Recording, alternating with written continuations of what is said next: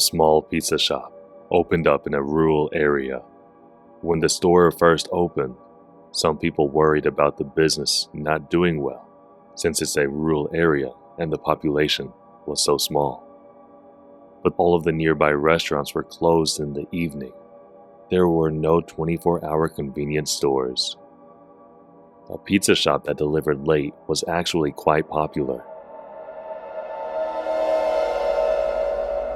Then one day, there was a murder in the village. A terrible crime with an axe. People were terrified because there was a murder in a neighborhood where no violent crime had ever been committed in decades. And a few days later, there was another murder. The same style as the first case. A serial killer wielding an axe was on the loose. There were only two similarities that tied the two murders. The fact that the murders were committed on a cloudy day, and that the killer used an axe. The aftermath of the incident reached the pizza shop. In fear of being a victim of a serial murder case, people stopped going outside in the evening and refrained from eating out.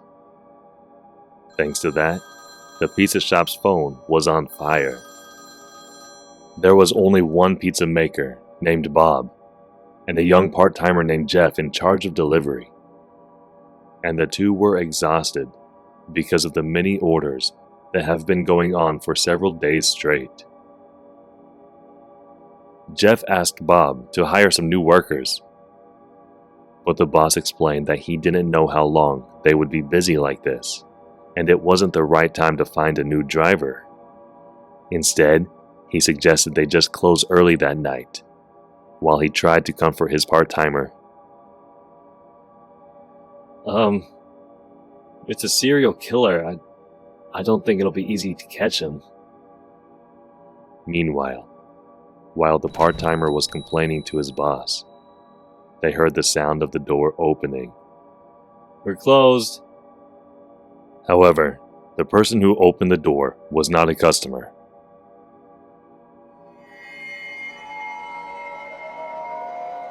It was Megan, Jeff's girlfriend.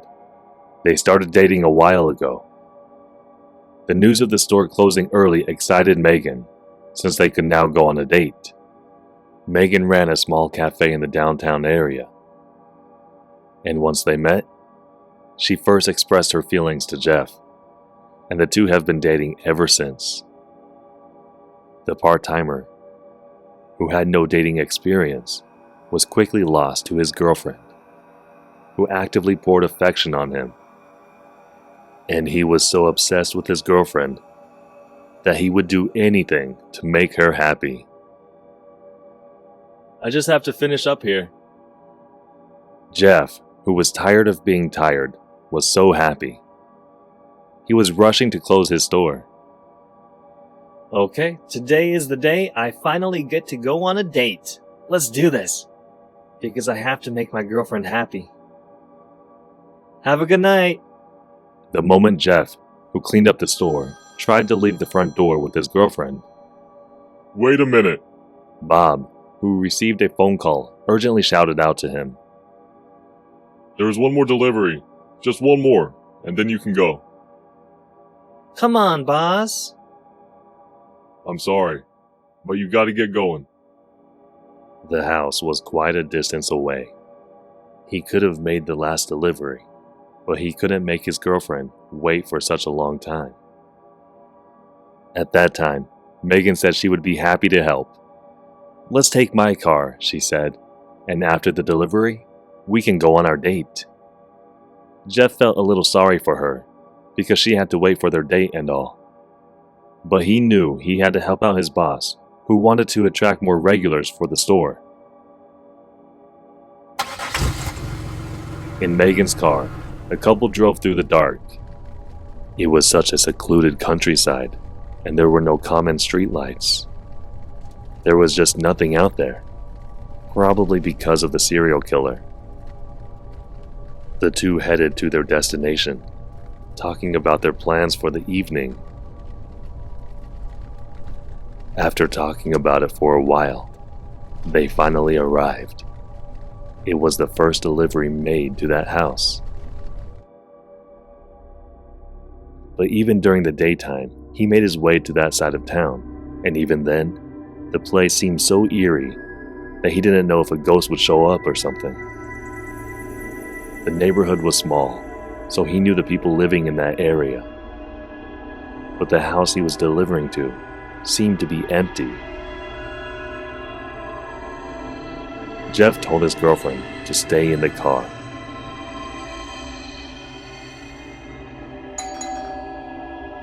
Pizza delivery. But despite ringing the doorbell and hollering, Jeff noticed that there was no sign of life in the house. Pizza!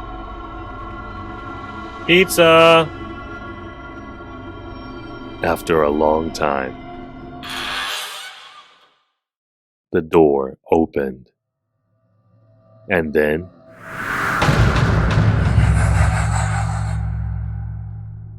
even at a glance, the grotesque grandfather showed his face.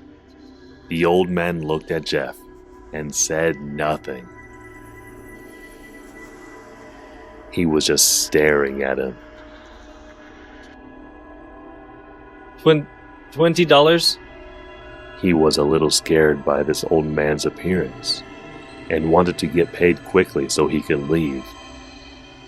The old-timer snatched the pizza and went into the house without saying anything. And he didn't come out for a while. Hey! Old timer! Hey! Dude! Jeff was nervous.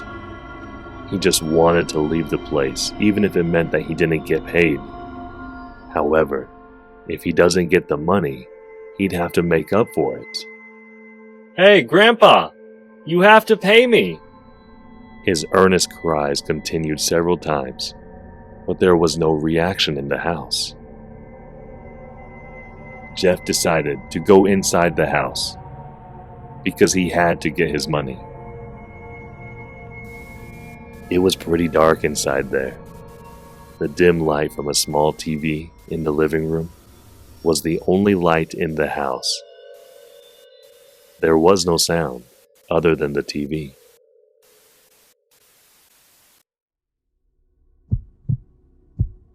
Holy crap. This is scary. Hey! Old timer! Your pizza money! He looked around the dark house. He couldn't see the grandfather. I can't do this. I just gotta get out of here. To a place I can see again. Jeff decided to leave. Huh? Then, in front of the part-timer, who turned his head to the sound of something jumping, there stood the grandfather, staring at the part-timer with an eerie expression. Why are you doing this? Who are you? Who are you? Who are you?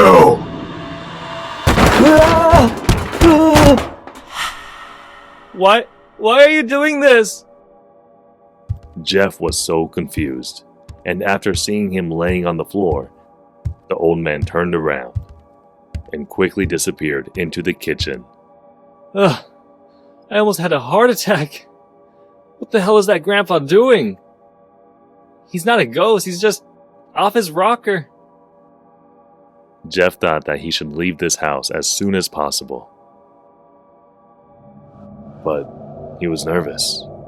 His body wasn't reacting to what his brain was thinking. Quickly! You have to hurry! Quickly!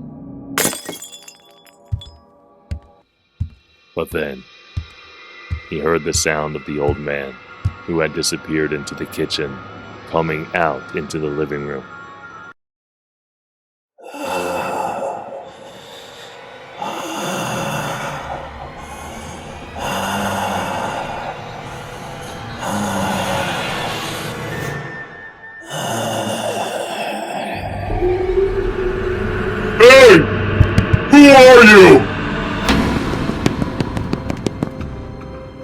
Jeff came out in a hurry and closed the door to prevent this old man from coming out. If you just run away, he might even chase your car. Then you'd be putting your girlfriend in danger. This crazy grandpa must be stopped here.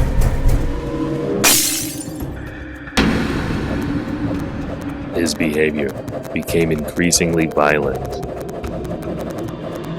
That's when he felt that his life may really be in danger.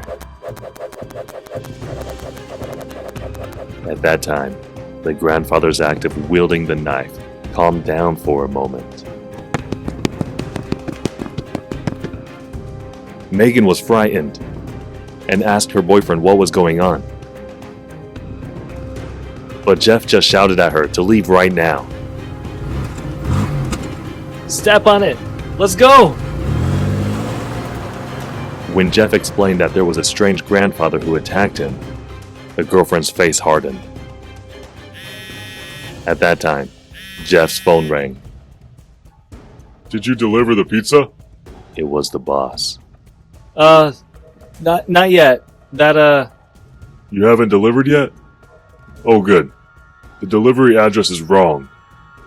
I just decided to cancel it. So just take the pizza home and eat it yourself. Oh, and never go to the address I gave you. There's an old man who has dementia there, so the neighbors around him...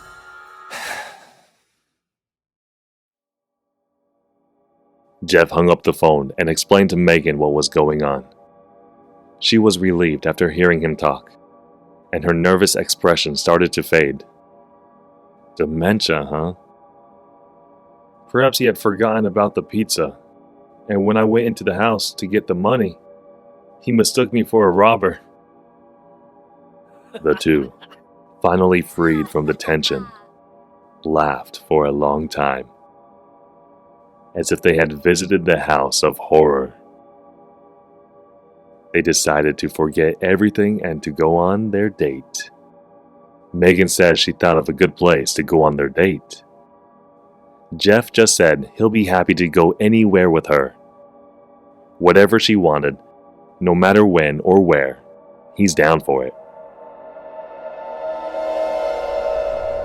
The place that she suggested to go was the old man's house, where they delivered the pizza.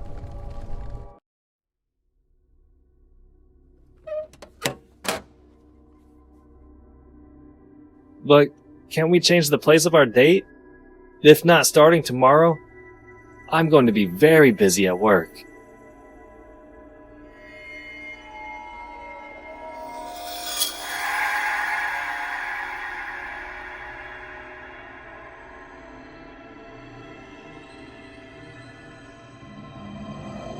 She said that they'll have 2 dates today, and the second date is at Bob's house.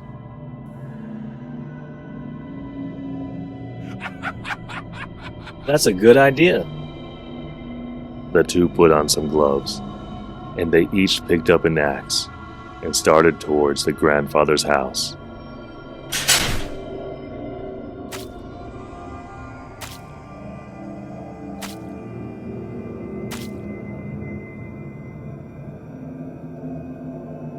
But wait, if we go to my boss's house for our date, then I'm going to be a suspect. It's okay. Haven't you ever been to my house? Come to my house next week. I'll show you a nice freezer.